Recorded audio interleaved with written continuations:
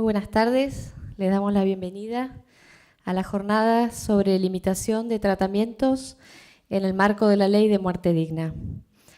Microjury se siente muy honrado de organizar un evento en colaboración con la Asociación Médica Argentina, a quienes agradecemos profundamente no solo su participación en la organización del evento, sino también en facilitar sus dependencias para poder llevar a cabo el mismo.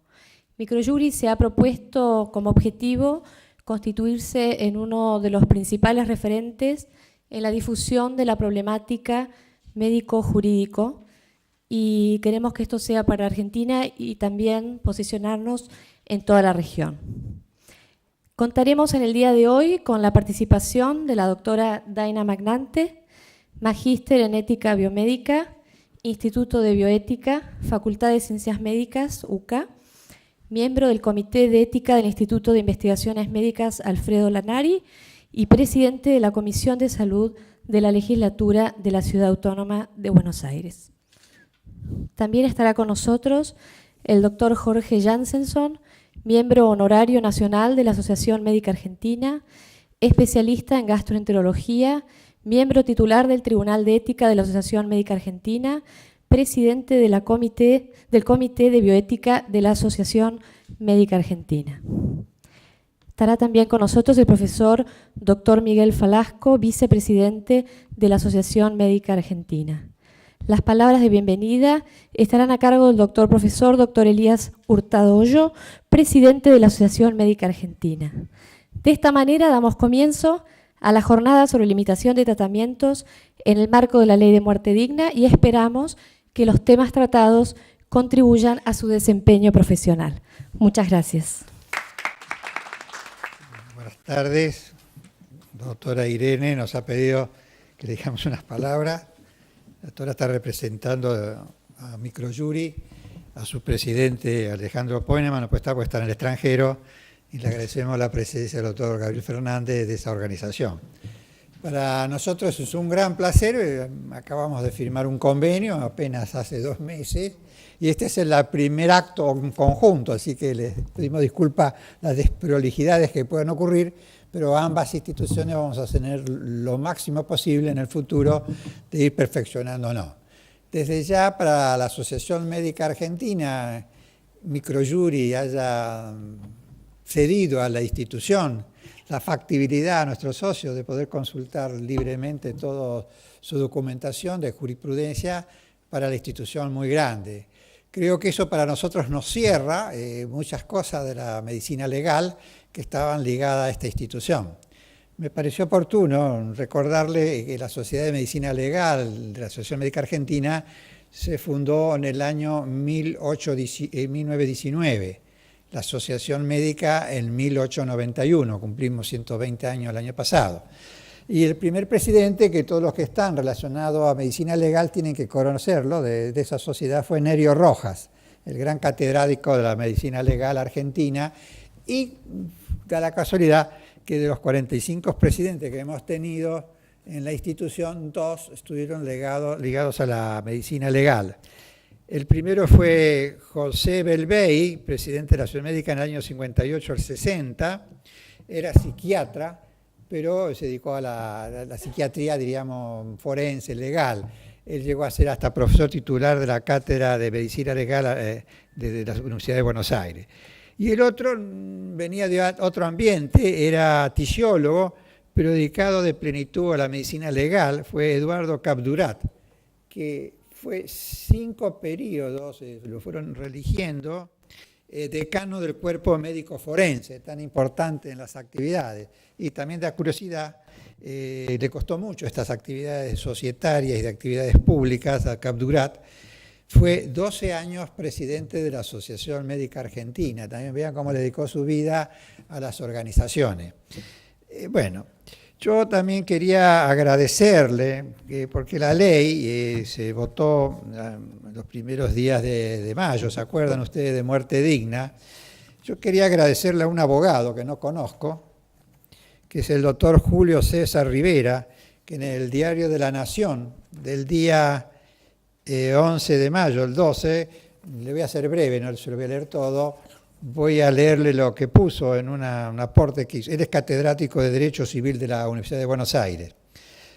La parte que quiero resaltar, que estas decisiones legislativas respecto a la ley coinciden con postulados éticos que rigen en el ejercicio de la medicina. El Código de Ética para el Equipo de Salud de la Asociación Médica Argentina, primera edición que veo que es la que él tenía, 2001, la que a ustedes se le está entregando es la segunda edición ampliada y revisada del 2011, reconoce el derecho del paciente de decidir por sí y sobre sí. Respecto al paciente terminal, establece que deben aplicarse medidas que permitan una muerte digna sin que se justifiquen procedimientos que prolonguen el sufrimiento, agregando que la exigencia de conducta médica ética significa evitar la insistencia o ensañamiento terapéutico en una situación de vida irrecuperable. Este código que coordinamos con los doctores Jansenson y Dolcini, que llevó acá el doctor Horacio, con 90 miembros del equipo de salud. Es el primer código de ética en el mundo que engloba a todos los que se dedican a la salud. Los otros para el cirujano, el psiquiatra, el psicólogo, ahora la enfermera, es decir, todo el mundo tenía su código. Este compacta a todos y lo interesante es que la justicia lo ha usado para dar sentencias, lo usan las universidades públicas y privadas como material de texto. En libros de abogados se ha repetido en 5 o 6 libros de abogados y no digo de medicina. Las facultades que yo me refiero son facultades de abogacía y de medicina que usan como material de texto. Y como aporte de nuestras comunidades, está traducido la primera edición a 12 idiomas. Se lo doy en orden piensen que es un libro interesante, ha llevado cada traducción su tiempo, unos más, otros menos.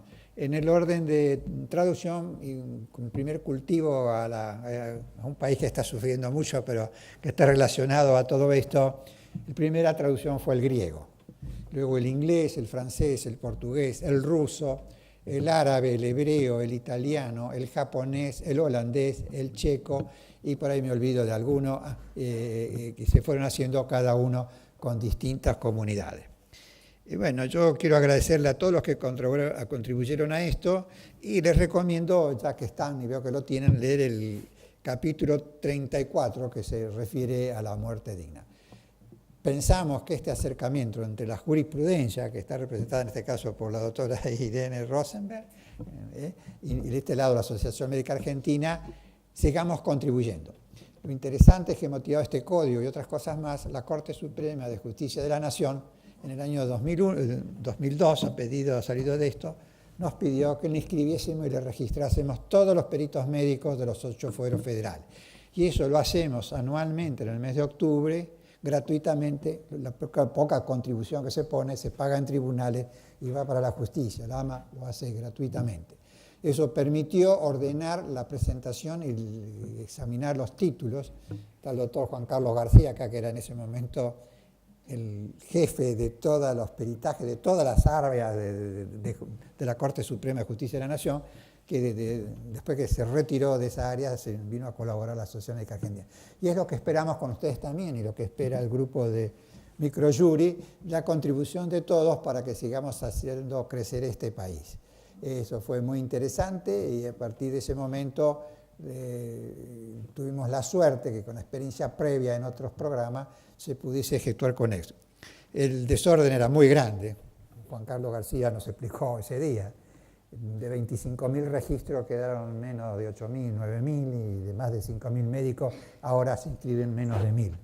Lo interesante también que, dado el éxito, en el año 2006, por otra acordada de la Corte Suprema de Justicia de la Nación, nos pidió, y ahora también le escribimos, pero en el mes de noviembre, los peritos médicos que se abran directamente a la Corte.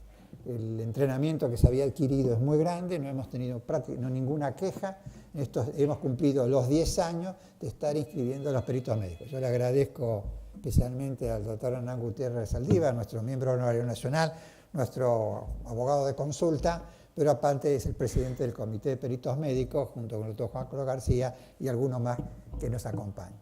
Desde ya, el mejor éxito de esta jornada, si os queremos escuchar. Nos la voy a presentar otra vez a la doctora Daina y al doctor Jansenson, que ha sido un placer conocer a Daina, que por su experiencia personal y su dedicación a la bioética ha tenido alta trascendencia en estos últimos tiempos y ha tomado emergencia en estos temas de muerte digna. Así que, doctora Daina, le dejo con la palabra a usted ahora. Sí. Bueno, buenas tardes a todos. Muchas gracias por esta bienvenida, gracias a las autoridades de la AMA y también a Microjuris. Para mí es un placer y bueno, voy a empezar entonces con esta disertación. Primero me voy a referir a algunos aspectos médicos en forma muy sintética, porque después el doctor Jorge Jassenson es el que más indicado para explicar cuestiones más técnicas. Luego voy a hacer una consideración ética y después voy a hablar específicamente sobre la ley. Pero es importante empezar hablando sobre algunas definiciones para poder entender mejor el tema de la ley. Ahí está. Bueno, en cuanto a los resultados en la salud producto del avance de las técnicas del neurointensivismo, en realidad ha tenido tal desarrollo la tecnología y principalmente el neurointensivismo, que si bien se ha reducido la mortalidad en cuanto a las lesiones traumáticas graves, también han generado otro tipo de pacientes como los estados vegetativos. Entonces quiero explicar las diferencias que hay en estos estados. Tenemos el estado de coma. En realidad, en el estado de coma las personas están dormidas e inconscientes, pero del coma las personas se despiertan y pueden quedar perfectamente o con lesiones leves o con lesiones gravísimas. Una de ellas es el estado vegetativo, la otra de mínima conciencia y el otro el síndrome de enclaustramiento o de lock-in. En cuanto al estado vegetativo, en general estos pacientes en este estado están despiertos, o sea, han despertado del coma, pero se encuentran inconscientes.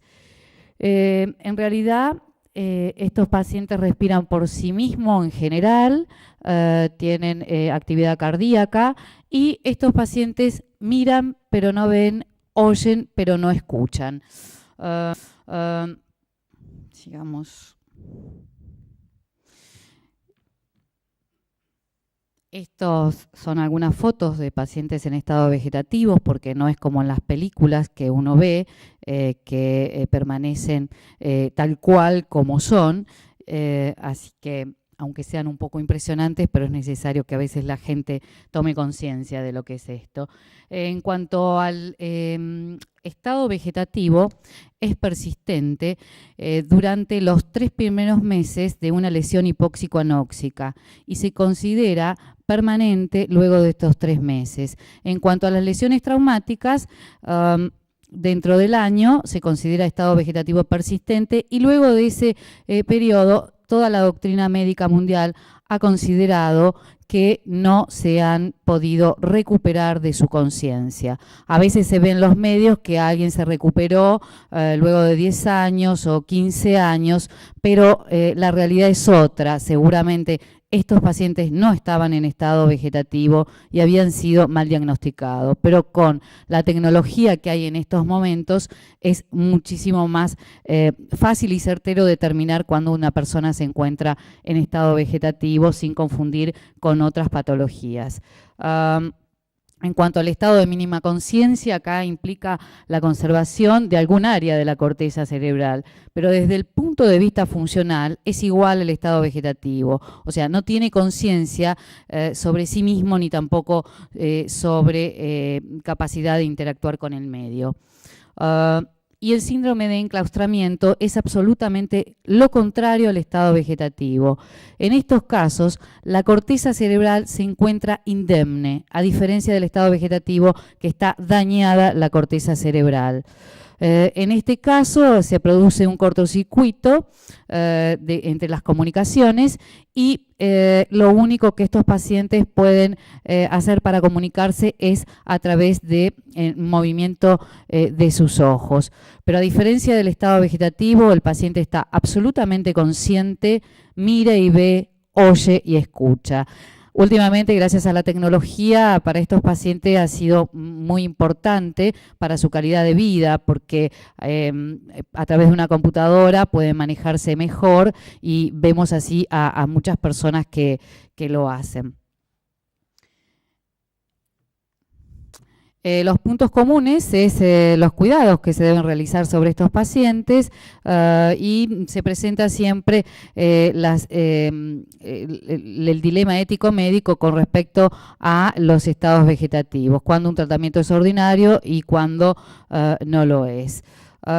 Los antecedentes de estos casos es el caso Arenan Kinlan, que en 1975 los padres solicitaron que se le quitara el respirador artificial. La justicia determinó que se le quitara el respirador a pedido de los padres, pero Karen Kinlan vivió 10 años más. Y los otros 3 casos son los más recientes y más conocidos, en los cuales se solicitó, porque respiraban por sí misma, que se le quitara la alimentación y la hidratación. En los 3 casos fueron aprobados por los distintos tribunales de los distintos países.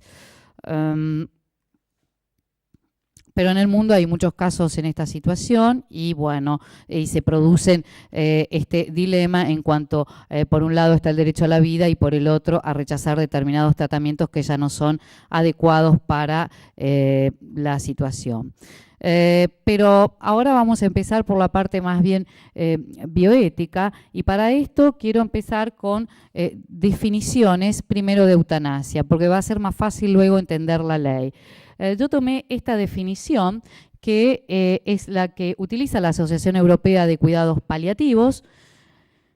En esta definición solo se toma en cuenta el tema de las acciones.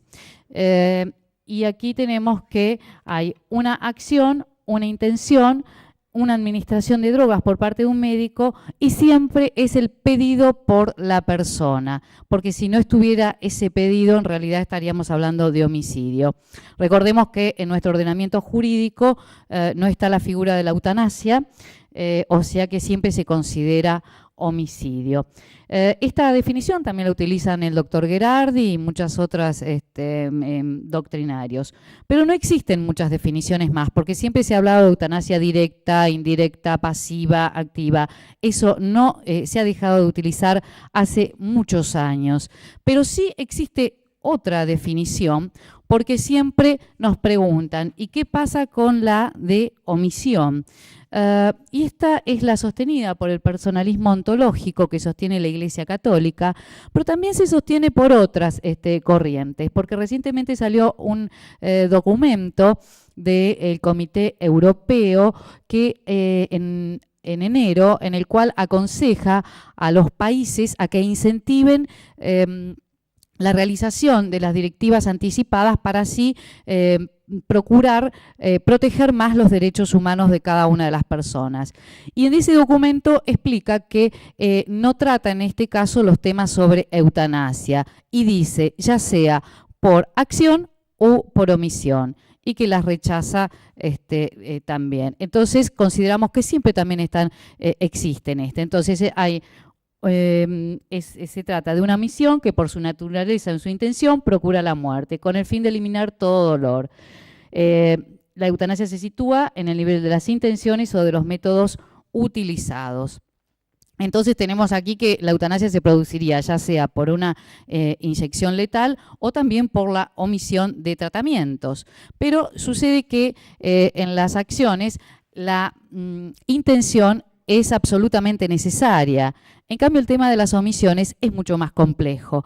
Pero el tema es que utilicemos la definición que utilicemos, va a haber que analizar los tratamientos. Ahora, dentro del personalismo ontológico se distingue esa definición que dimos de eutanasia del encarnizamiento terapéutico. Y esto está establecido por la Sagrada Congregación de la Doctrina de la Fe, que es de mayo de 1980, y luego por Evangelium Vitae, que es una encíclica de 1995 de Juan Pablo II.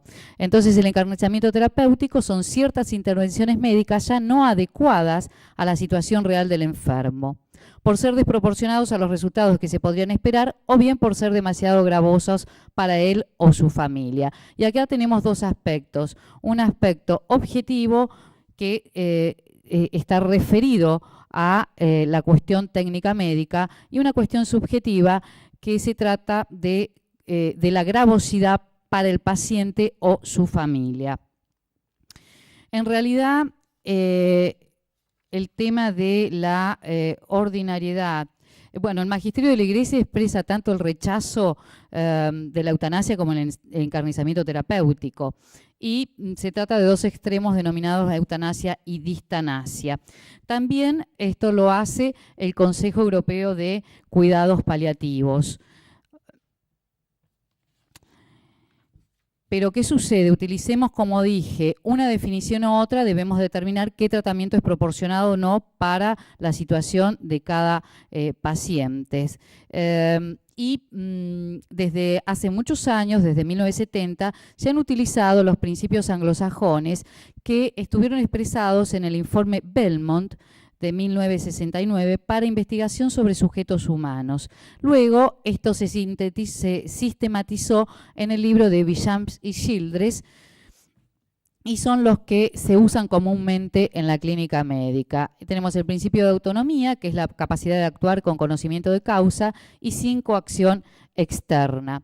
El principio de beneficencia, que es hacer el bien y extremar los posibles beneficios y minimizar los posibles riesgos. El de no maleficencia, el de no hacer daño en forma intencional o con segunda intención, y el de verdad y justicia, que se refiere a criterios éticos en cuanto a la asignación y distribución de los recursos.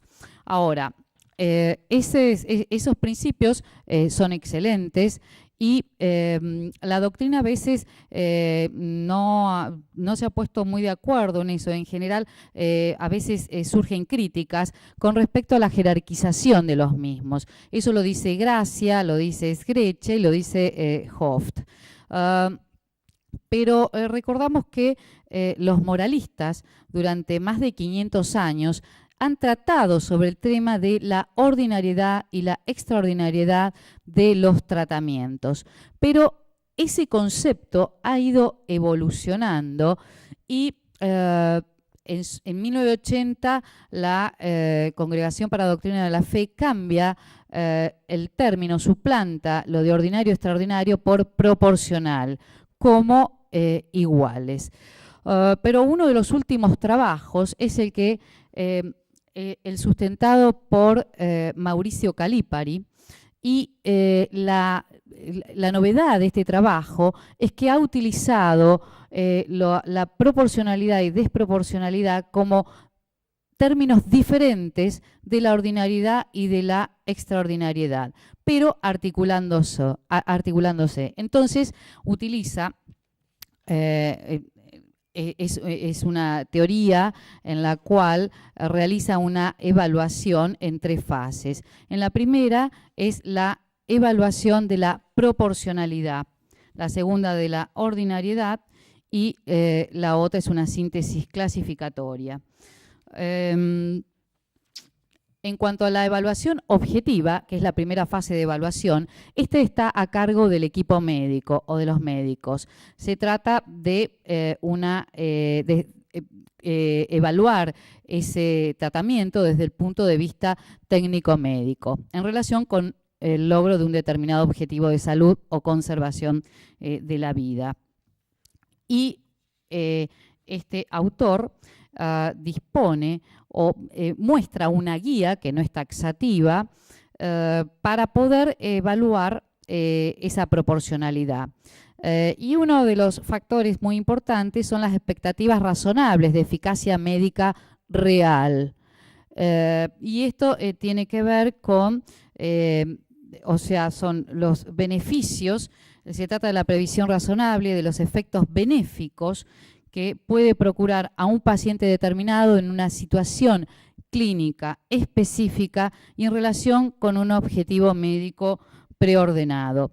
Y otro de los factores muy importantes es la cuantificación de los recursos sanitarios, técnicos, económicos y recursos humanos también, que son necesarios para el empleo del medio. Y acá estamos hablando no solamente de los recursos públicos, sino también de los recursos privados.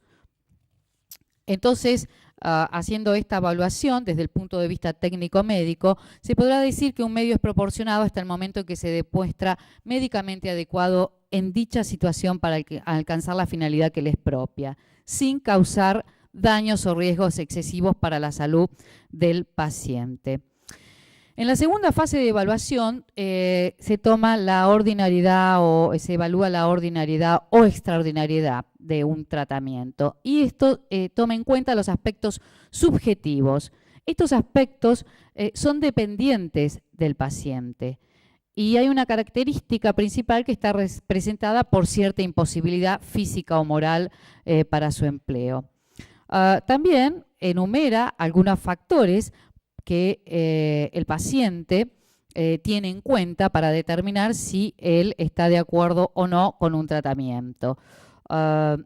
El tema del dolor, respecto al dolor, el umbral de tolerancia al dolor es diferente en todas las personas y también en la misma persona difiere de acuerdo a diferentes situaciones. En un mismo individuo se dan.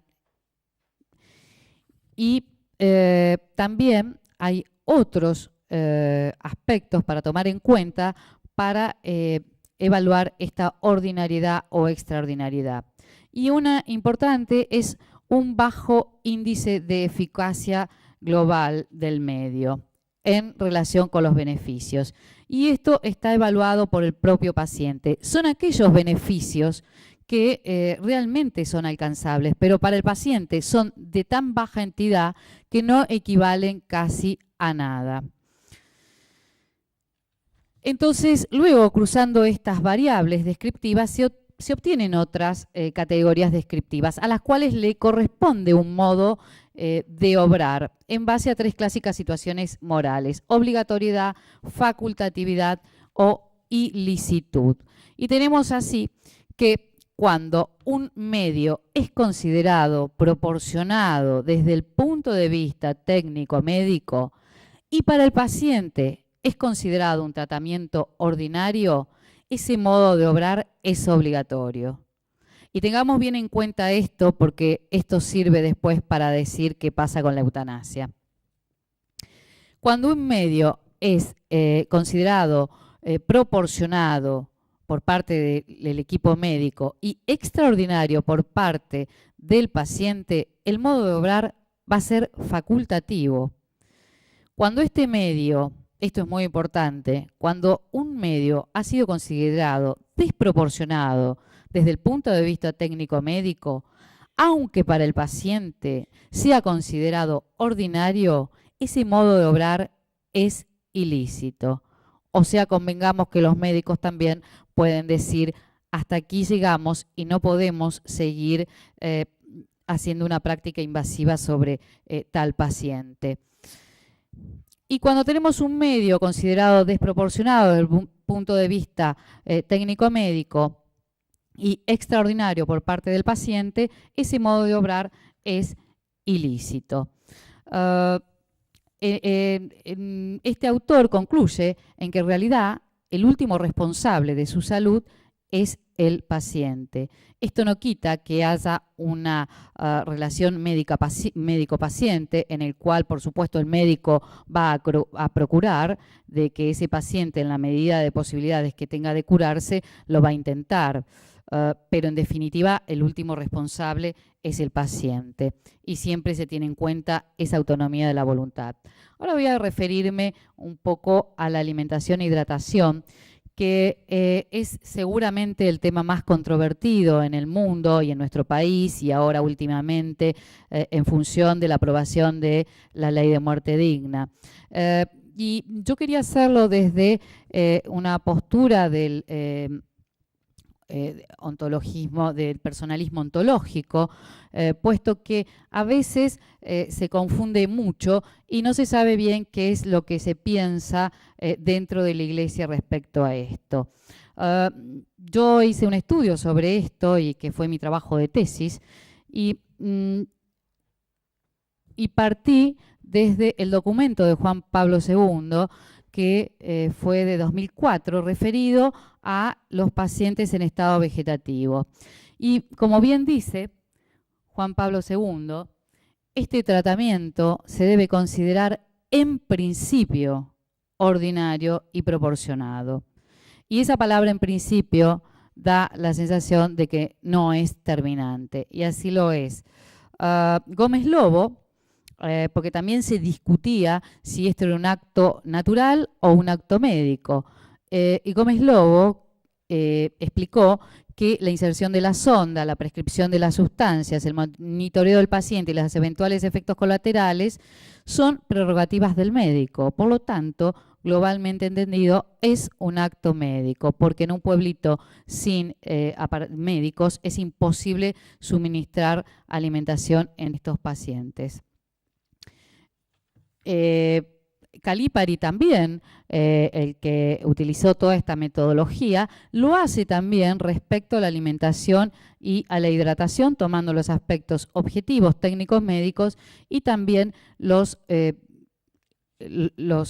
factores subjetivos que dependen del paciente. Entonces puede suceder que el paciente ya no asimile más la alimentación, o puede suceder que tenga problemas con la aparatología, y ese tratamiento se debe considerar desproporcionado. Y desde el punto de vista del paciente, en realidad en estos casos está inconsciente, debe intervenir un legítimo representante que no debe imponer su juicio, sino el juicio propio del paciente. Y si no hay juicio del paciente, habrá que evaluar si hay evidentes elementos de extraordinariedad. Y los obispos australianos también se refirieron al documento de Juan Pablo II y también lo interpretaron y dijeron que en casos particulares la alimentación e hidratación dejan de ser obligatorio.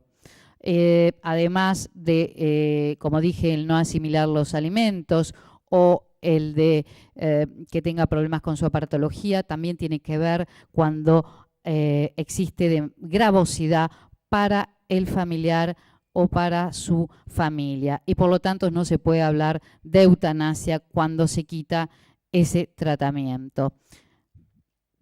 Entonces ellos concluyen que el Papa sugiere una presunción en favor de la alimentación y la hidratación, pero que esa presunción cede ante ciertas circunstancias, como las que expliqué.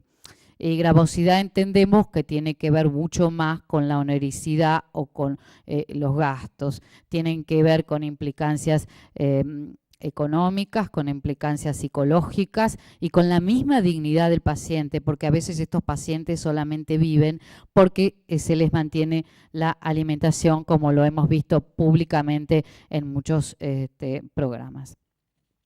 Podemos decir que los tratamientos desproporcionados o el encarnizamiento terapéutico en el estado vegetativo permanente se produce en las siguientes situaciones: paro cardiorrespiratorios, infecciones intrahospitalarias, necesidad de cirugías mutilantes, sustitución de la función renal, de la función respiratoria, intolerancia a la alimentación enteral, presión asistencial o familiar, que los médicos también sufren mucho estas situaciones, y es de público común conocimiento porque hasta a veces son agredidos por los propios familiares.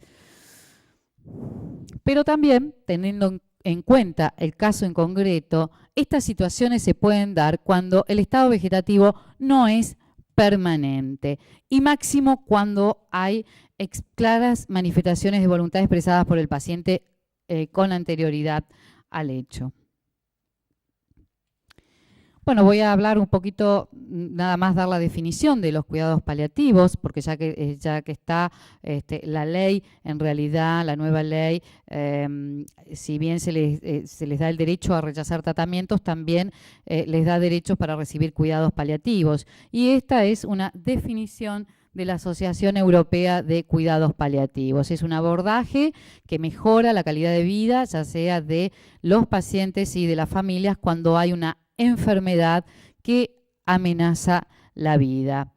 El equipo interdisciplinario está integrado por el médico y la enfermera, pero también se le pueden sumar trabajador social y el psicólogo.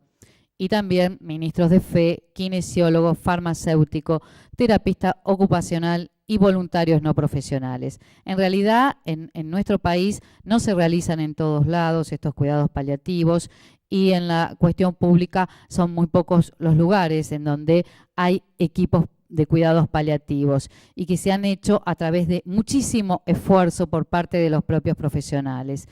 Yo debo decir que en la ciudad de Buenos Aires desde 2007 hay un programa de cuidados paliativos, un decreto por parte del Poder Ejecutivo de la ciudad, donde establece un programa que es excelente, pero que nunca se ha puesto en práctica y que estamos tratando de que ahora sea una ley y que se implemente en todos los establecimientos públicos y privados. Y también el Senado está tratando una ley sobre cuidados paliativos para que ese derecho que especifica la ley también se pueda materializar. Y ahora vamos a la parte de derecho y jurisprudencia. En realidad, en nuestro país, la posibilidad de rechazar tratamientos desproporcionados no estaba prohibida y ha sido admitida por nuestros tribunales. Ya en la ley 17.732 consagraba el respeto por parte de los profesionales a la voluntad del paciente en cuanto sea negativa a tratarse e internarse. También lo hizo después la ley de trasplantes de órganos, que fue más explícita con respecto a ese principio. Pero esta consagración del derecho a autonomía tiene apoyatura en el artículo 19 de nuestra Constitución Nacional, que consagra este llamado principio de reserva y protege la esfera de la privacidad de las personas, su autodeterminación en las acciones, que Vidal Campo denomina autorreferentes, en la medida que no afecten la moral pública ni derechos legítimos de terceros. Y es así que uno de los fallos más importantes fue la causa Bamondes del año 1993, y digo el más importante porque fue de la Corte Suprema de Justicia de la Nación. Se trataba de un paciente que era testigo de Jehová, que tenía una hemorragia digestiva y que se negó a recibir una transfusión de sangre. Por lo tanto, los médicos recurrieron a la justicia para obligarlo al señor Bamondes a que se le realizara.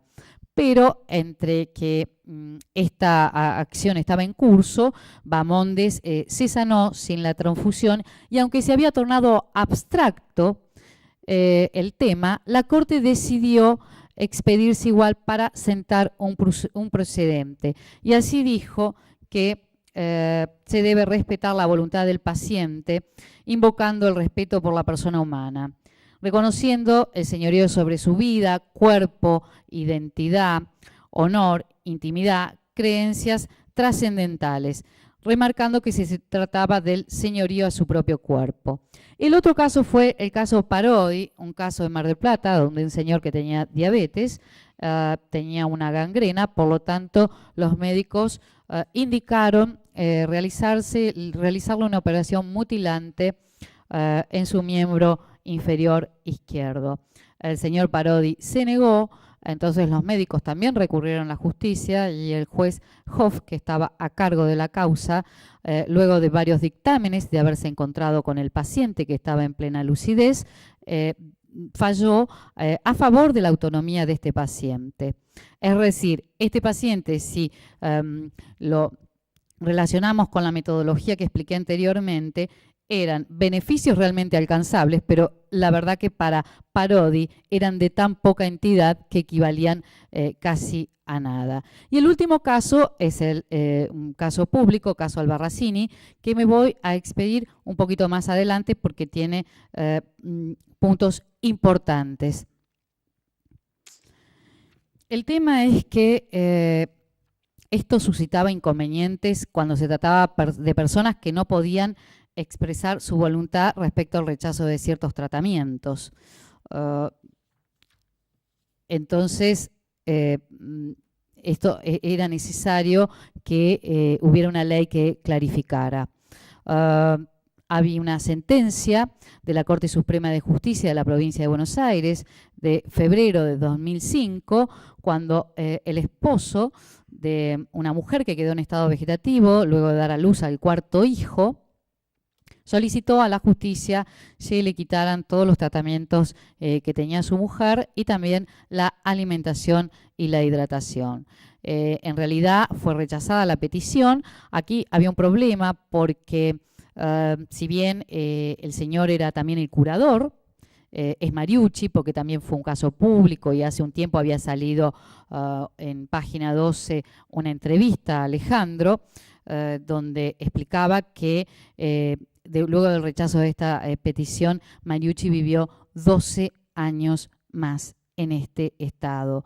Y eran los padres y los familiares de esta mujer que se oponían al retiro de tratamientos. Pero en realidad quien se hacía cargo era Alejandro.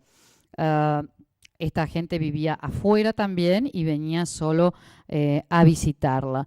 Lástima que, bueno, que Alejandro no siguió hasta la Corte Suprema de la Nación, porque quizá hubiésemos tenido un precedente importante.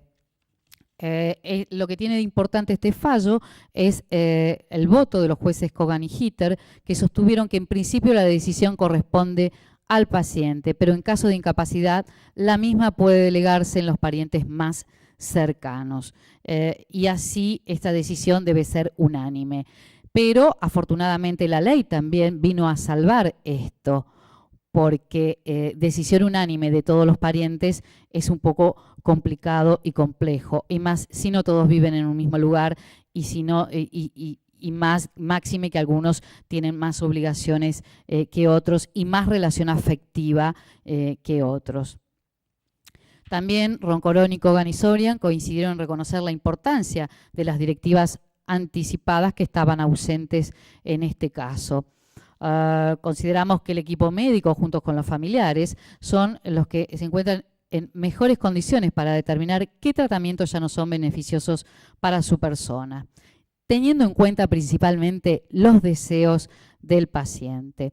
Y llegamos así a la ley que nos convoca, que es la Ley 26.529, Derechos del Paciente en su relación con los profesionales e instituciones de la salud, y su reciente modificación, la Ley 26.742, que incorporó la Ley de Muerte Digna y que está vigente desde el 1 de junio de 2012.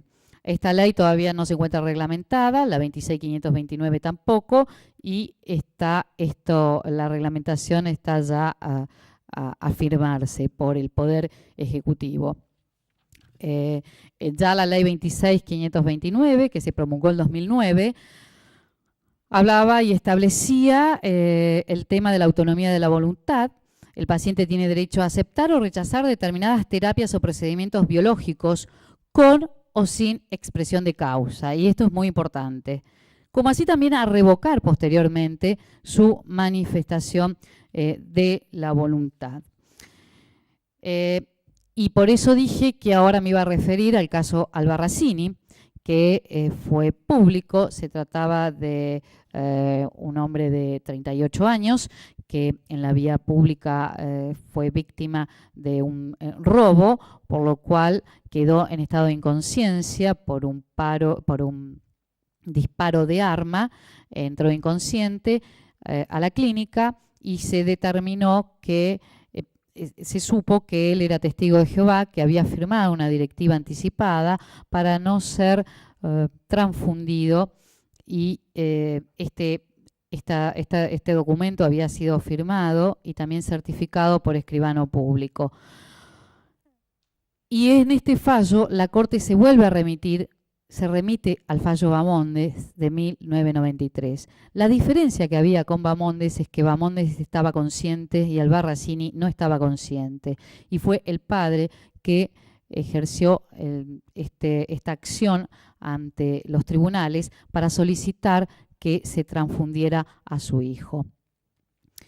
En este fallo la Corte expresa que esta idea ha sido receptada por el legislador en la Ley 26.529, al otorgar al paciente aceptar o rechazar determinadas terapias o procedimientos médicos con o sin expresión de causa. Y este fallo justo fue publicado el mismo día que entró en vigencia la ley, no la 26.529, sino la 26.742 con el agregado de muerte digna. Y fue muy importante porque la Corte vuelve a ratificar la voluntad de las personas.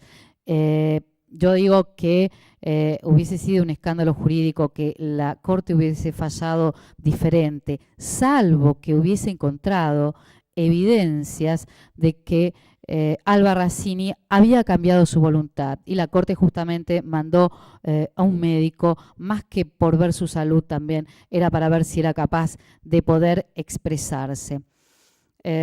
La mujer también era testigo de Jehová, pero los familiares estaban un poco mal con esta situación, pero la mujer, aunque hubiese sido católica, en realidad esto lo había firmado Albarracini. Ayer leí en el diario que parece que se está componiendo, y eso es importante, y quizás él pueda decidir por sí mismo si quiere, porque se le van a tener que realizar una cirugía y él mismo va a decidir si se va a someter a una transfusión. Estas son las directivas anticipadas que firman los testigos de Jehová. Y también la Corte dijo que la libertad de una persona adulta de tomar las decisiones fundamentales pueden ser válidamente limitadas en aquellos casos en que exista algún interés público relevante en juego. Y también la Corte emitió otro fallo justamente donde limitó la libertad de las personas. Y esto se trató de un caso de unos padres que se negaron a vacunar a su hijo porque tenían una filosofía de vida diferente y no aceptaban la vacunación. Pero la Corte dictaminó que el derecho a la privacidad familiar resulta permeable a la intervención del Estado en pos del interés superior del niño y también de la salud pública en general. Los principios establecidos en el fallo de Bamondes y que emanan del artículo 19 resultan aplicables entonces en el caso Albarracini porque se encuentran justamente en juego las creencias religiosas, la salud, la personalidad espiritual y física y la integridad corporal. Y además agrega que se debe respetar esa voluntad aun cuando parezcan irracionales o imprudentes, debiendo ser esa libre elección totalmente respetada. Y aquí la Corte ha tomado en cuenta un fallo de la Corte de Derechos Humanos Europea. Siempre lo hace respecto a fallos de Estados Unidos, pero aquí tomó uno de la Corte Europea que dijo que el adulto tiene el derecho y la capacidad de decidir si acepta un tratamiento médico. No importa si las razones para el rechazo son racionales o irracionales, desconocidas o aún inexistentes. En ese mismo artículo, que ya estaba en la ley 26.529, también se encuentra estipulado el derecho de los niños, niñas y adolescentes a intervenir en los términos de la ley 26.061, a los fines de la toma de decisiones. Si bien son sus padres los que aceptan o no, o firman el consentimiento, lo que se tiene que tener en cuenta es la voluntad de los niños, niñas y adolescentes. Y esto ha sido una tendencia mundial. El anteproyecto del Código Civil también gradúa esa capacidad de los menores para poder determinar por sí mismos qué tratamientos quieren o no que se les realicen. Y la edad de 16 años es la que establecen para determinar cualquier tipo de tratamientos invasivos o no. Pero lo importante es que si bien la decisión está por parte de los padres, se tiene que tener en cuenta el interés superior del niño y también su dignidad. Bueno, y llegamos aquí, que en este mismo artículo es esto lo que se agregó con la ley 26.742, el famoso artículo que establece que en el marco de esta potestad, o sea, de esa autonomía, El paciente que presenta una enfermedad irreversible, incurable o se encuentre en estadio terminal o haya sufrido lesiones que la colocan en igual situación, informado en forma fehaciente, tiene el derecho a manifestar su voluntad en cuanto al rechazo de procedimientos quirúrgicos, de reanimación artificial o al retiro de medidas de soporte vital cuando sean extraordinarias o desproporcionadas en relación a las perspectivas de mejoría o produzcan un sufrimiento desmesurado. Y estos tratamientos de hidratación y alimentación se pueden rechazar cuando produzcan como único efecto la prolongación en el tiempo de ese estado terminal, irreversible e incurable. Creo que ahí nos estamos refiriendo a estos casos de estado vegetativo permanente, en los cuales lo único que los mantiene en vida es la alimentación y la hidratación. Podemos decir que este artículo tampoco no es fácil, de fácil interpretación, porque he visto alguna doctrina que también lo ha limitado mucho, pero yo voy a explicar de que no podemos tomar este artículo de forma restrictiva. Lo voy a explicar desde el punto de vista de la ética y también jurídico.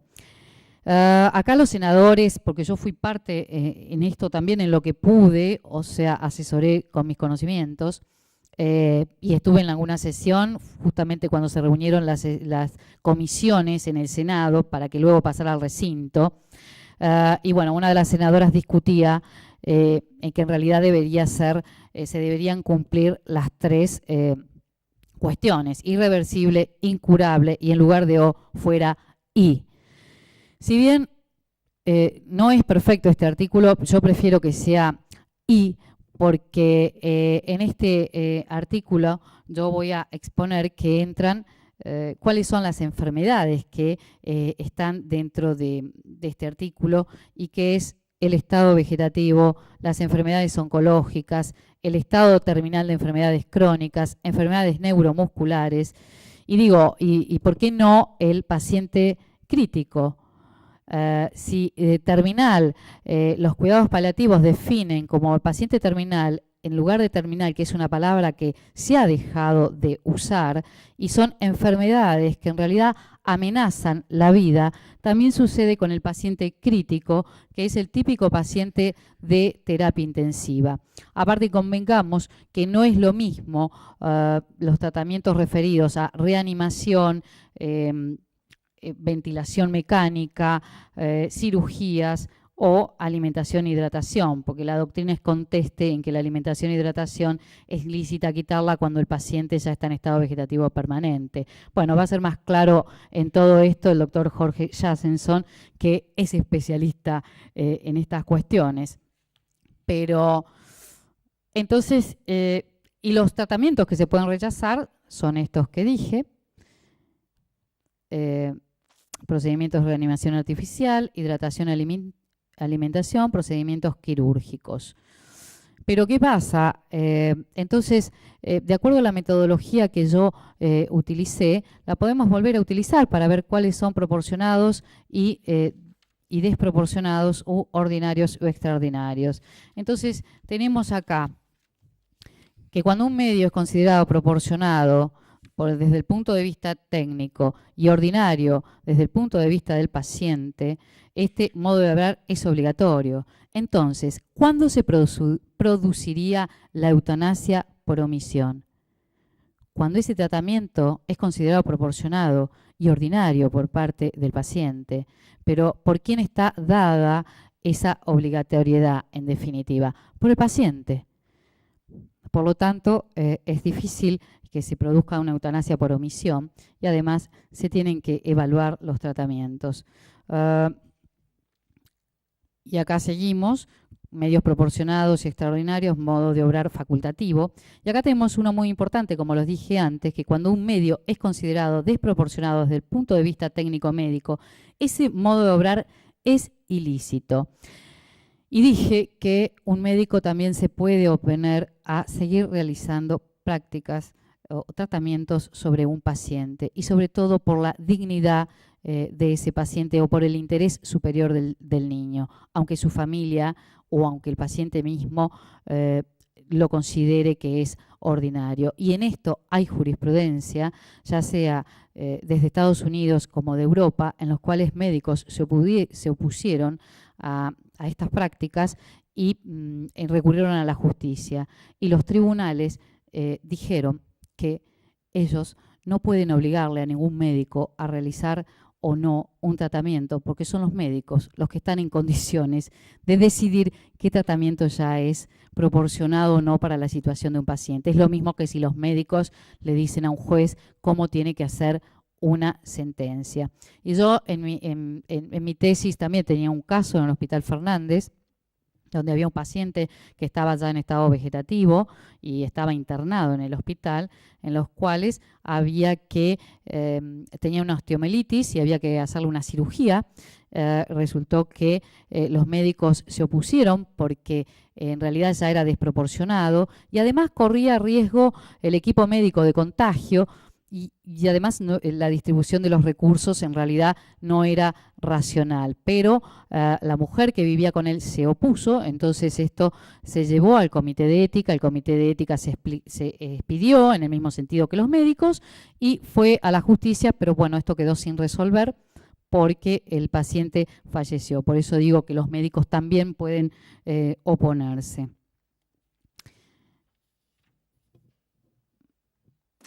Y seguimos entonces con la ley respecto al consentimiento informado. Es una declaración de voluntad suficientemente efectuada por el paciente o sus representantes legales. Cuando hablamos de representantes legales estamos hablando de representante natural, el que establece esta ley o el que establece el Código Civil. Y esta información debe ser clara, precisa y adecuado en cuanto a que a su salud, al procedimiento propuesto, a los beneficios, a los riesgos y también a las consecuencias previsibles de la no realización de procedimientos. Y también en ese consentimiento el derecho a rechazar los tratamientos que habíamos enumerado. En cuanto a la obligatoriedad del consentimiento informado, en el supuesto de incapacidad del paciente, esto fue también lo que se incorporó y que fue de fundamental importancia, lo van a hacer las personas mencionadas en el artículo 21 de la ley 24.193, en el orden de prelación allí establecido. Y aquí están todas las personas que están autorizadas. El tema se suscita cuando, bueno, hay un mismo orden de prelación y en ese caso si hay discordancias, eso se debe ser evaluado por el comité de ética. Este artículo es muy importante porque los pacientes que presentaban o presentan incapacidad, muchas veces y en general se les debe realizar un juicio de insanía, por lo cual se nombra un representante legal, porque siempre siguen siendo sujetos de derechos, tanto para actuar como actor o ser demandados y para innumerables actos jurídicos. Pero el Código Procesal Comercial, Civil y Comercial establece en nuestra ciudad que se nombra un curador provisorio, que es un abogado de la matrícula en el caso que tenga bienes, o un curador provisorio que sea curador oficial cuando estas personas no tienen bienes. ¿Pero qué sucede? En realidad, la sentencia definitiva para que se elija al curador definitivo a veces dura 2 años. Por lo tanto, el curador provisorio, que es un abogado de la matrícula, que no tenía ningún tipo de relación con el paciente, tiene absolutamente todas las facultades. Y muchas veces se ha sometido, como se somete, como el caso de Neuquén, de Marcelo Díez, que está a cargo de la justicia, aunque las hermanas son sus curadoras, y a veces, porque están a cargo de la justicia, en realidad se los somete a todo tipo de tratamientos y se los cura de todo, porque están debajo de la justicia. Entonces, en realidad, es someter a una persona a la cual se le dio la chance de vivir y de recuperarse, y en caso de que no lo fuera, la obligación esta de seguir sometidos a muchísimos tratamientos cuando ya son inútiles. Por eso es importante este artículo, porque la justicia también va a tener que tener más en cuenta la opinión de los familiares, que no es tanto la opinión de los familiares, sino que eran los deseos de ese paciente. Y también se deberá garantizar que el paciente, en la medida de sus posibilidades, participe en la toma de decisiones a lo largo del proceso sanitario. Esto significa que siempre se debe tener en cuenta lo que ese paciente quería. Y digo, porque muchas personas también, familiares, se empeñan en seguir tratando a esos pacientes cuando ya no hay ninguna perspectiva de mejoría. En caso entonces de rechazo de tratamientos, deberá dejarse constancia de la información en un acta que deberá ser firmada por todos los intervenientes en el acto. Yo tuve la oportunidad, que en el caso de Camila, que fui parte y me acerqué por parte de la familia a hablar con el médico, y fue bueno el primer acta que se firmó, donde bueno, estaban todos los fundamentos éticos y jurídicos para que se pudiera tomar esa decisión. Ahí teniendo en cuenta que había además 4 dictámenes de bioéticas, incluidos el del Hospital Gallego, que justamente el doctor Jorge Jansenson también era miembro y que dictaminaron que era un tratamiento inútil para Camila. Como dije, en todos los casos se tendrá derecho a recibir cuidados paliativos. Y acá tenemos el tema de las directivas anticipadas, que esto ya estaba establecido en la Ley 26.529 en 2009, pero lo que se le agregó aquí es la forma, o sea, antes que iban a público juzgados de primera instancia por 2 testigos.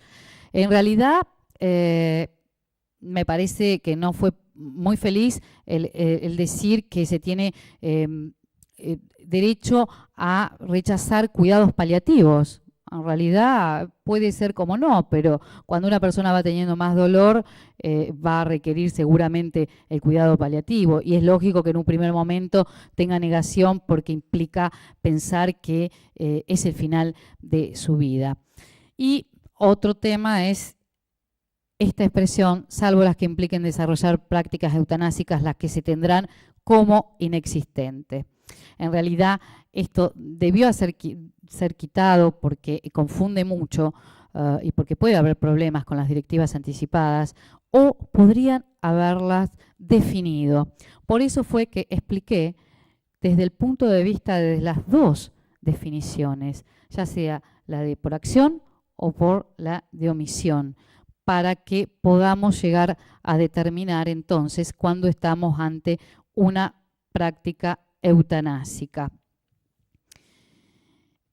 Y por último, ningún profesional interviniente que haya obrado de acuerdo a las disposiciones de la presente ley está sujeto a responsabilidad civil, penal ni administrativa derivada de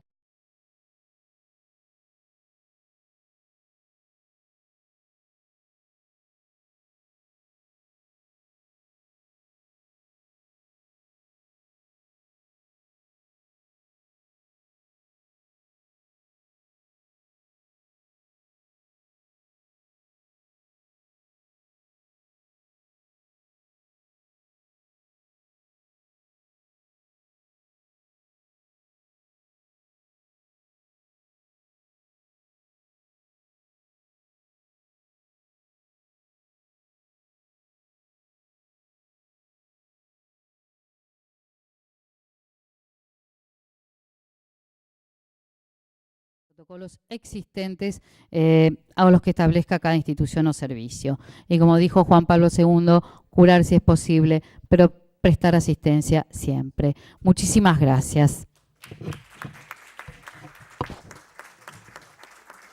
¿Están cansados? Vamos a tratar de hacerlo un poco más breve. La doctora ha dicho muchas cosas que figuran en ambos PowerPoint, no nos hemos puesto de acuerdo, así que son cuestiones de sentido común. Pero quiero hacer algunas aclaraciones antes. Gracias. En primera instancia, la primera aclaración que quiero hacer respecto a Camila es el caso de la niñita que estuvo internada en el Centro Gallego, que fue desconectada hace pocos días. Me tocó presidir el comité que firmó 2 dictámenes junto con el doctor Horacio Dolcini, que está al lado del doctor Elías Hurtado Hoyo, y los otros integrantes del comité de ética. Nosotros ya no habíamos expedido un año antes diciendo sobre la inviabilidad del caso de esta niña. El tema es que además esta niña tuvo un tema que fue su nacimiento. Su nacimiento fue comprimiendo el cordón umbilical y quedando con lo que se llama encefalopatía, o sea, una enfermedad del encéfalo de tipo anóxica, por falta de oxigenación cerebral, por haber comprimido el cordón umbilical durante el parto. Esa criatura nunca respiró por sus propios medios. Fue reanimada, en una reanimación cardiorrespiratoria, por el médico que la recibió durante el parto, creo que en un gesto natural de cualquier médico que recibe a un recién nato en paro cardíaco, hizo masaje cardíaco, hizo respiración y salió con ritmo cardíaco. Automáticamente se le conectó el respirador. A los pocos días se le hizo una traqueostomía. Ella llegó a la institución de otra institución donde fue el nacimiento, estuvo internada durante casi un año en otra institución privada. La obra social que la amparaba era OSECAC. En algún momento decidieron el cambio de institución y fue recibida en el Centro Gallego. Pasó a una unidad de cuidados intensivos no paliativos, porque toda unidad de cuidados paliativos realmente no necesita tener respirador, porque paliar es acompañar, y el médico ya a esta altura de las circunstancias ha aprendido que cuando no se puede curar se debe acompañar. Como elemento fundamental, se debe aliviar el dolor, que es la primera situación que nosotros podemos percibir, y que además hoy no se justifica que nadie tenga dolor por la artillería terapéutica que contamos. Simplemente se necesita saber medicina, saber mucha medicina para poder aplicarla adecuadamente y tener criterio y sentido común. Respetar profundamente las creencias de cada uno. El problema es que los niños tienen los derechos subrogados en los padres, y más en esta situación. Pero la madre recién pidió la desconexión 2 años después. El problema era que, siguiendo las alternativas de las leyes existentes, tenía ondas cerebrales. La doctora intervino en esto, nosotros estuvimos hablando de este caso, y la niña estaba en condiciones de ser desconectada, y también con el antecedente de un caso que la doctora mencionó, que fue el de Karen Ann Quinlan. Karen Ann Quinlan conmovió a la sociedad norteamericana porque en realidad quienes pidieron, en ese momento los primeros que pidieron la desconexión del respirador fueron los padres. Karen Ann Quinlan era una chica de 15 años que luego de la ingesta de alcohol, y como decían los periódicos de esa época, barbitúricos, llamaban barbitúricos a todos los psicofármacos, o lo que hoy serían las drogas narcóticas, no narcóticas, las drogas ilegales, que se potencian, hacen la sinergia, quedó en estado vegetativo permanente. Luego de 5 años de estar en estado vegetativo permanente, los padres piden la desconexión, y para sorpresa de todos los médicos, por esas cosas que tendrá la naturaleza y la vida, algunas fibras tomaron el comando de respiración, y para sorpresas de todos, cuando se la desconectó siguió respirando sola, sin recuperar nunca la conciencia. Fue la Corte Suprema de Estados Unidos de Justicia, la autorizó el llevarla a la casa, y siguió 5 años más en ese estado.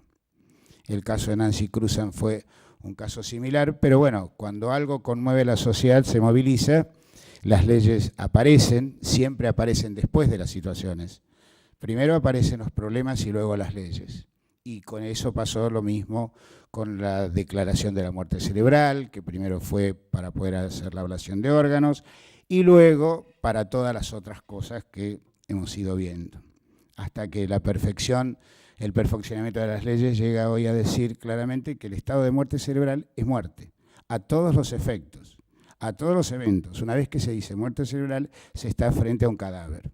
Aun cuando llame la atención o repugne la conciencia de alguien que por no profundo conocimiento de esto vea, por ejemplo, que el corazón sigue latiendo. Porque además de seguir latiendo va a haber un electrocardiograma y va a haber el monitor con funciones. Y además porque si el paciente es donante para la ablación de órganos, en el caso del corazón se necesita que sea a órgano batiente. Por lo tanto, todo eso genera el suficiente dilema y la suficiente crisis en la conciencia de cada uno, que tiene que estar muy seguro el médico que va a hacer la ablación de que está frente a un cadáver y que no tiene que tener ninguna relación con el equipo que va a hacer el implante, para evitar el cruzamiento de intereses, que los puede haber y muchos. Algunas otras aclaraciones las iremos haciendo a medida que vayamos viendo, por ejemplo, términos como paciente terminal, que es el paciente terminal. Algo que dijo la doctora Daina recién es directamente derivado de algo que ha sido diseñado por el doctor Hurtado Hoyo, el llamado síndrome clínico judicial, porque muchas de las cosas que se hacen en medicina están forzadas por la situación de miedo a las demandas que han aumentado en forma desproporcionada. Hoy no estaríamos hablando de esto en estos términos si no hubiera aparecido lo que llamamos la industria del juicio. ¿Y a qué llamamos la industria? A los juicios sobre hechos que no merecen esa situación de juicio, que han sido creados para generar una situación que genera honorarios. Porque cualquier situación de demanda, aun cuando toda persona salga absuelta, etcétera, etcétera, todas las instancias que sean judicialmente, se ve obligada a contratar a un abogado para su defensa. Ese solo hecho ya genera honorarios. Bueno, eso también genera que hoy muchos médicos jóvenes estén cursando situaciones procesales que ellos ni siquiera tienen la posibilidad de afrontar económicamente. Es una situación muy grave que tendremos que ir viendo. Estas son las situaciones extremas en las que estamos metidos gente más viejas, ya no muy viejos, pero bastante más. Y tenemos algún tipo, nadie se acostumbra a caminar los tribunales, pero tenemos algún tipo de callo hecho en nuestra piel producto de los años vividos. La limitación del esfuerzo terapéutico es algo que nosotros hemos venido haciendo tranquilamente a lo largo de los años, sin leyes, sino utilizando el sentido común y el de la buena práctica médica. ¿Qué es la buena práctica médica? Haber hecho todo lo que hemos aprendido, haber querido buscar el bien en el paciente, haber tenido la intencionalidad real de buscar el bien. Es casi como lo evalúa Kant, que a Kant no le alcanza solamente que los hechos tengan un resultado positivo, sino que dicen que al médico debe animarlo, al médico o al hombre, la búsqueda de un resultado positivo para que eso sea valioso. Es muy difícil seguir las directivas de Kant para vivir en el mundo actual. Esto que se dijo unos cuantos años antes por Hipócrates, creo que merece tener toda la actualidad y lo hemos invocado con el doctor Dolcini en algún libro. No queda mal decir que hemos escrito, pero es verdad. Que es la medicina la más bella y noble de todas las artes, mas el desacierto de algunos médicos al ejercerla y la apreciación superficial de muchos profanos para juzgarlas hace que no sea valorada como merece. En ese entonces todavía no había síndrome clínico judicial, creo que abogados tampoco, y por eso se manejaban distintos, pero se echaban la culpa quienes se sentían responsables de ellos. ¿Qué son las unidades de cuidados intensivos? Para que tengan una idea, todo el mundo conoce lo que son las unidades de cuidado intensivos. Yo tengo 40 años de médico y además de gastroenterólogo soy intensivista y estoy en terapia intensiva desde hace 34 años. Por eso decía que me ha tocado, primero, estar con todos los pacientes que eventualmente pueden ser motivo de una ablación de órganos, porque todos esos pacientes que entran en lo que luego va a ser la muerte cerebral tienen que estar en terapia intensiva, porque es el único lugar que le va a ofrecer un respirador y que va a ser controlado con monitor. Tenemos una obligación legal que es la de comunicar a las autoridades del establecimiento para que se haga la comunicación al INCUCAI que hay un paciente con síndrome de inicio de muerte cerebral, con lo cual se inicia todo el operativo del INCUCAI, que es la llegada a la institución y, entre otras cosas, el mejor respirador de la institución tiene que ser el que se le ponga a ese paciente. Ese paciente va a ser hidratado por los médicos que llegan en el operativo del INCUCAI. Calculo que aproximadamente unas 10 personas, entre psicólogos, neurólogos, neurocirujanos, clínicos, y si luego se comprueba la muerte cerebral a través de los dos elementos que se usan hoy para buscar, el primero y el más rápido, el más definitivo, es la búsqueda de 2 electroencefalogramas separados por 6 horas de diferencia, en las cuales exista la falta de respuesta cerebral. El tema con Camila, me acordé ahora en este momento, es que los electroencefalogramas sucesivos daban una actividad cerebral desorganizada, pero actividad cerebral. Son esos electroencefalogramas que seguramente no van a tener ninguna interpretación médica como para decir que no tenía ese estadio. Pero el solo hecho de que aún lo que nosotros llamamos artefacto de técnica es cuando hay una onda que no ha sido provocada realmente por las células, sino ha sido provocada por cualquier otro elemento ajeno y que no tiene una significación vital real. Pero es muy difícil a un médico que está viendo esa situación de un movimiento cerebral, aunque no lo pueda considerar normal, decirle desconecte a esa niña y que él lo haga. Seguramente ahora, con la aparición de la ley, va a tener menos miedo de hacerlo, pero no va a dejar de tener miedo, porque las presiones familiares, en un sentido o en el otro, siguen existiendo. Como los comités de éticas pueden ser vinculantes o no vinculantes, particularmente en la institución donde yo trabajo y cuyo comité presido, no es vinculante. Por eso los dos dictámenes que nosotros emitimos con un año de diferencia, que fueron idénticos a los de la Fundación Favaloro y a los del Comité del INCUCAI, no fueron tomados en cuenta por quienes tenían que desconectar a la niña. Luego, la doctora conoce muy bien a la mamá, etcétera. Ya entramos en otro tema de consideraciones que son muy particulares, donde, bueno, la mamá quiso ser abanderada de un movimiento que se considerara legislativo, y uno entiende que frente a una situación tan desesperante, uno busca la retaliación de alguna manera en la vida siempre. Razón y objetivos, decía, de las unidades de cuidados intensivos. Son áreas para internar pacientes que tengan la probabilidad de recuperación mediante los cuidados asiduos. En realidad, el término cuidados asiduos es el que más se adecúa a la palabra cuidados intensivos, porque en realidad lo que el paciente recibe es una permanente vigilancia del equipo médico, del equipo de salud, del personal de enfermería y de los médicos que están en la guardia.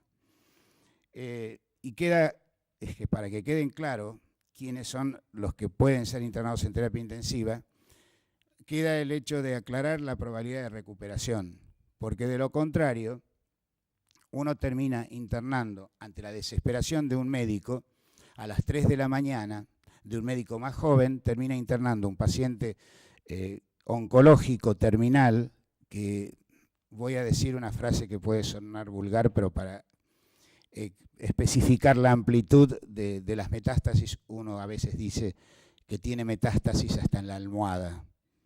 Fuera de lo grotesco que esto parezca, significa alguien que tiene una diseminación cancerosa total, que uno con el simple sentido común y sin necesidad de ser especialista en oncología sabe que ese paciente tiene muy poca capacidad de recuperación. Ese paciente no es un paciente para terapia intensiva. Pero es muy difícil hacer entender a los miembros de la familia, al propio médico que lo trae desesperadamente a las 3 de la mañana a terapia intensiva, todo esto que yo les estoy diciendo con tiempo, tranquilidad, para que lo reflexionemos todos, porque él está actuando y la responsabilidad médica es indelegable. ¿Quiénes se benefician con una admisión en una unidad de cuidados intensivos? Patologías agudas, potencialmente reversibles, o agudizaciones o intercurrencias reversibles de patologías crónicas, porque no todas las patologías crónicas se encuentran cerca de una muerte inmediata. Si alguien se descompensa y necesita la terapia intensiva para ser reanimado, pues bienvenida sea.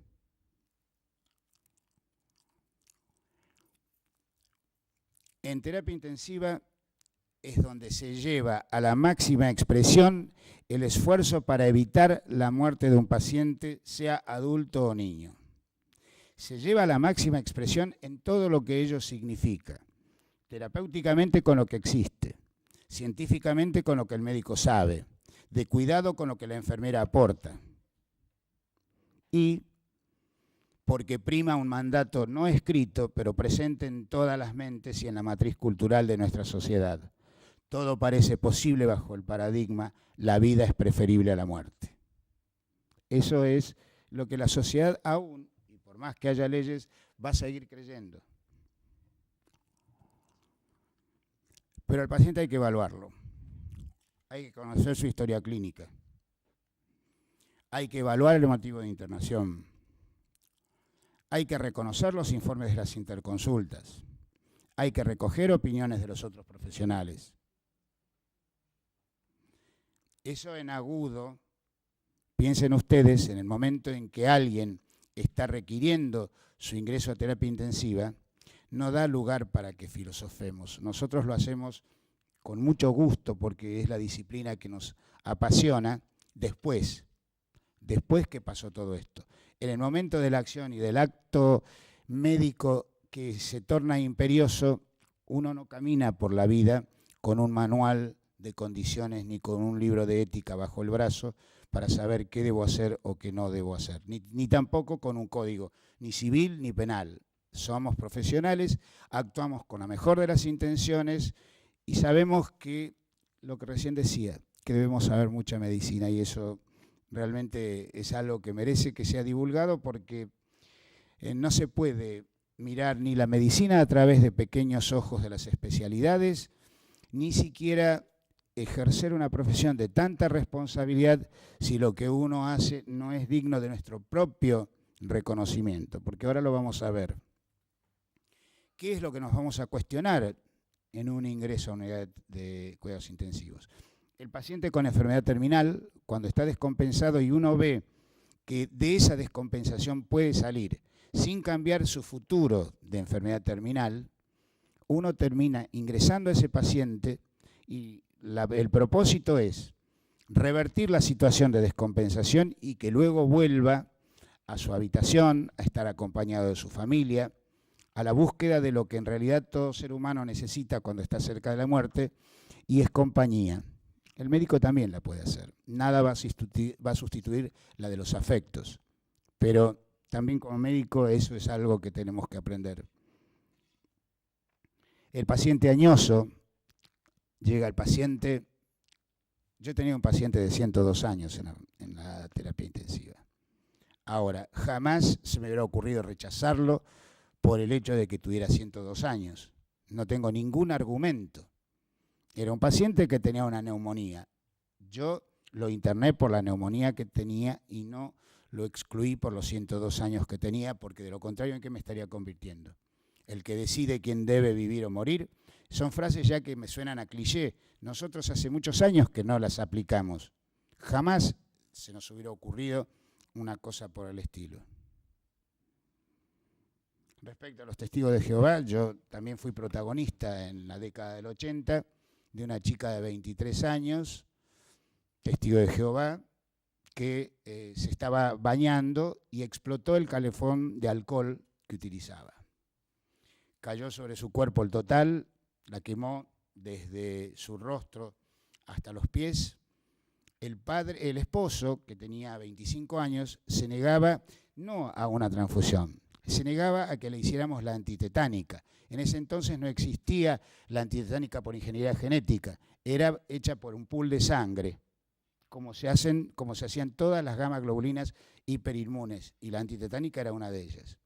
Entonces, al no poder ni siquiera colocar la antitetánica y colocar en riesgo su vida, yo en la década del 80, señores, he recurrido a la judicialización del hecho. En ese momento me enteré que existían tribunales de turno, que tenía que hacer era llamar a la comisaría de la zona, poner en autos al responsable de la comisaría y que ellos me mandaran a alguien del juzgado de turno. Me enviaron al secretario del juzgado y hicimos por lo menos la vacunación antitetánica y la chica empezó a ser tratada, vivió un mes hasta que murió.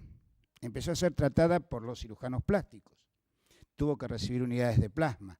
No fue el criterio actualmente vigente. No fue el caso de Albarracini, que además, ni de Bamonde, Albarracini ha sido dado de alta.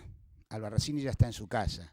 Y ahora él va a tener que decidir si se somete o no a una transfusión en caso de necesidad, porque la operación que le tienen que hacer es sacarle la bala que tiene alojada en el cráneo. Y toda operación que involucre ese cerebro es muy sangrante. Entonces, dicho todo esto, informado y puesto en esto, en autos, él va a tener absolutamente la posibilidad de decidir.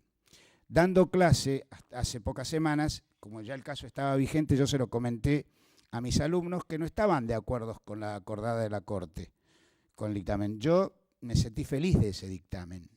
Me sentí feliz de ese dictamen porque sentí que había un respeto por las creencias morales de ese paciente, mientras los alumnos ponían una reserva que estaba dando sobre si son sectas, si captan o no. Les dije, chicos, esta es la Facultad de Medicina, donde venimos a estudiar desde el punto de vista científico, no desde el punto de vista teológico ni religioso. Eso lo dejamos con todo respeto para las iglesias.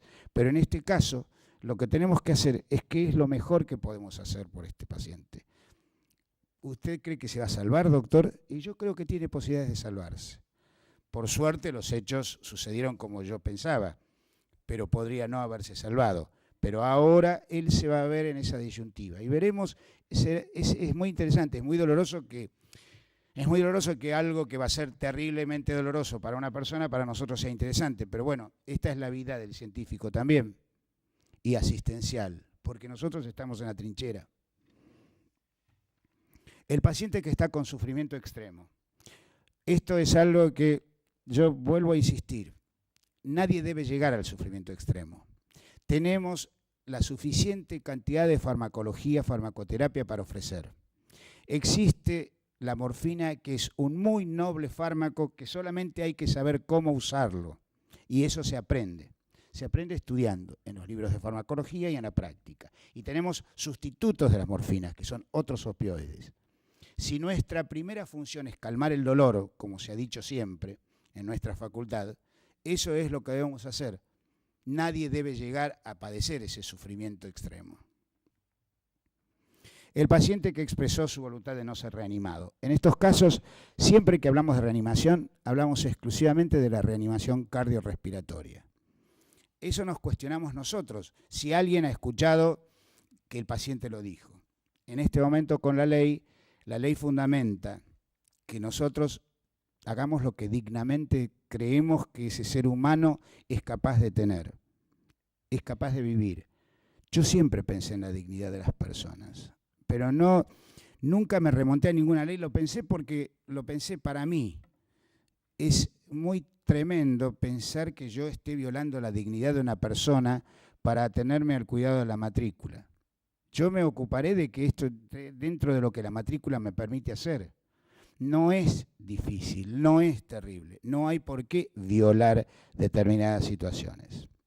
Y por otra parte hay situaciones humanas que son muy importantes de consignar. Más allá de lo que uno académicamente puede decir, a mí me tocó hablar con una paciente testigo de Jehová. Absolutamente, ella estaba sana, se enteró que yo era médico, trabajaba en una institución, y yo le pregunté qué sentiría ella si cuando, estando en coma, es trafundida y cuando si se despierta se entera que fue trafundida. ¿Qué sentiría? Y me dijo exactamente lo mismo que si me hubieran violado. Frente a esa respuesta, a mí como ser humano, se me abren muchos abanicos. Yo no puedo responder a eso, bueno, es un tema psicológico, también nosotros entramos dentro de los temas psicológicos. Yo, ¿cómo voy a recurrir conscientemente a un tratamiento donde alguien me ha expresado, alguien puntual, alguien concreto me expresó que si se entera de eso se va a sentir violada? Las cosas no son como son, sino como cada uno las siente.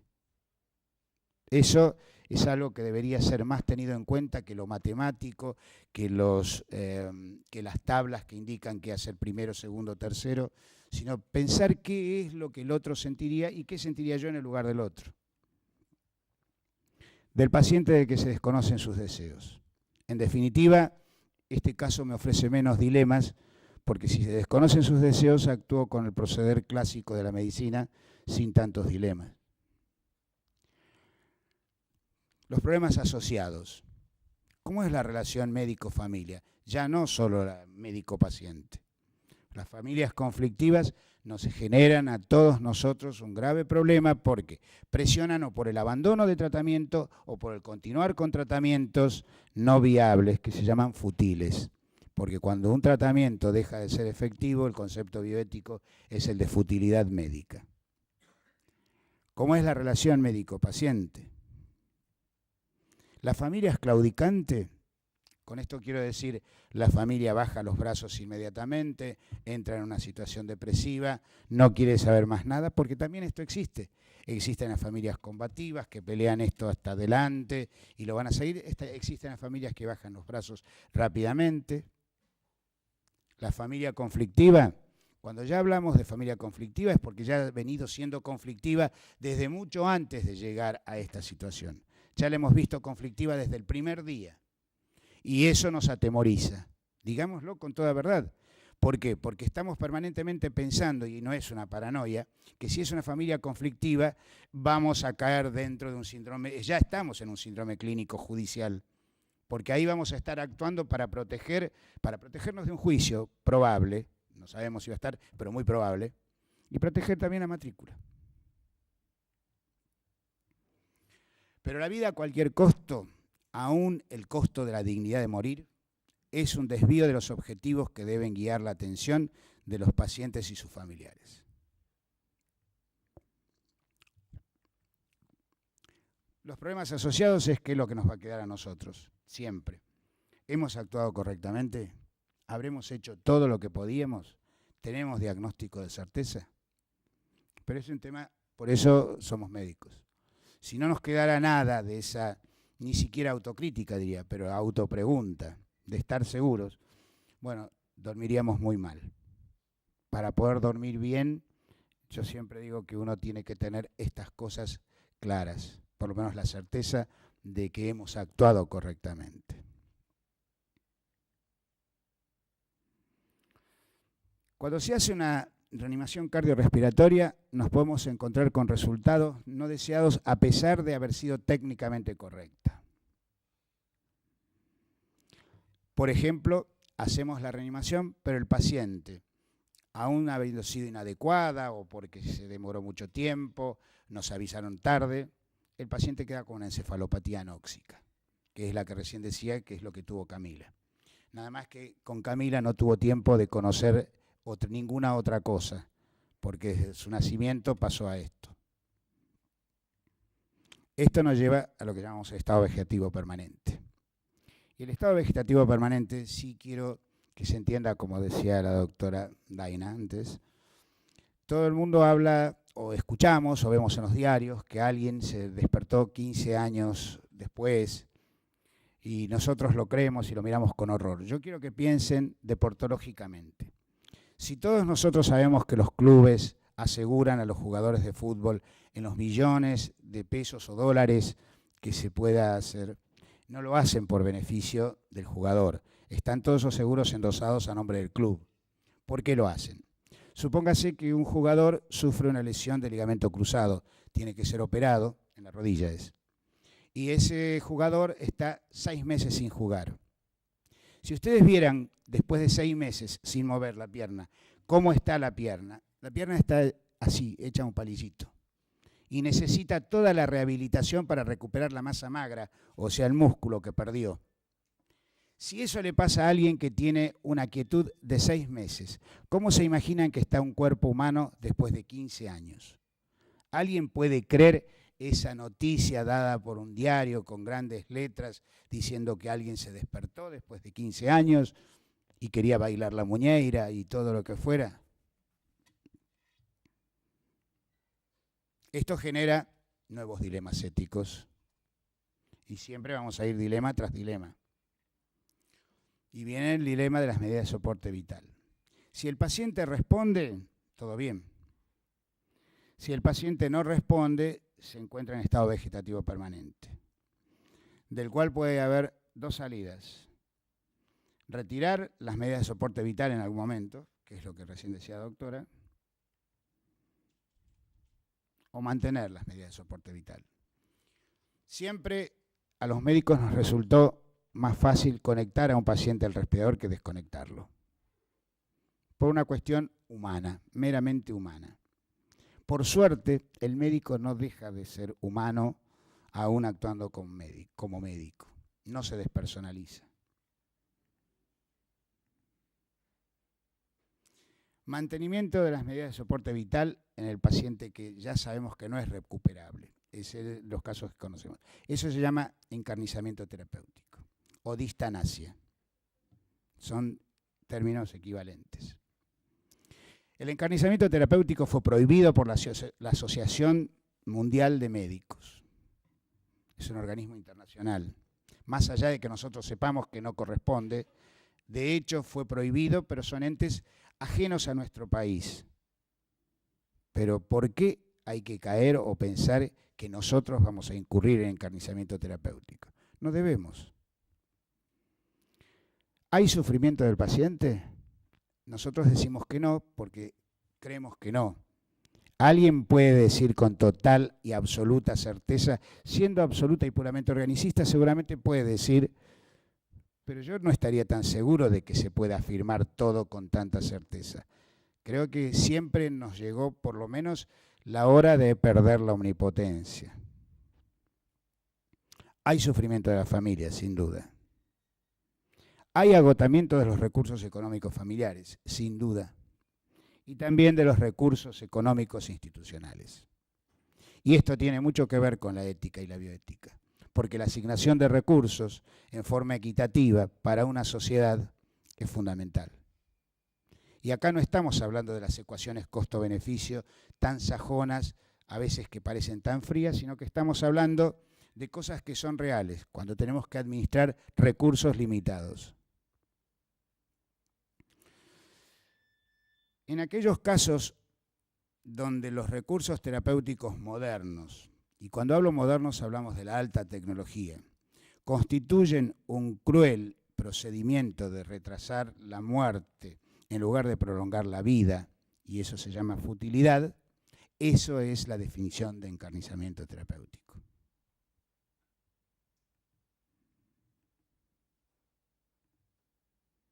Y finalmente, es la única cosa que yo me planteo hoy, con la cual termino esta exposición breve, pero que espero que haya sido útil. ¿Qué querría yo que hicieran conmigo? No por eso uno tiene que trasladar que todos querrían lo mismo que yo, pero es una buena pregunta para tenerla como ejercicio durante nuestra profesión. Nada más.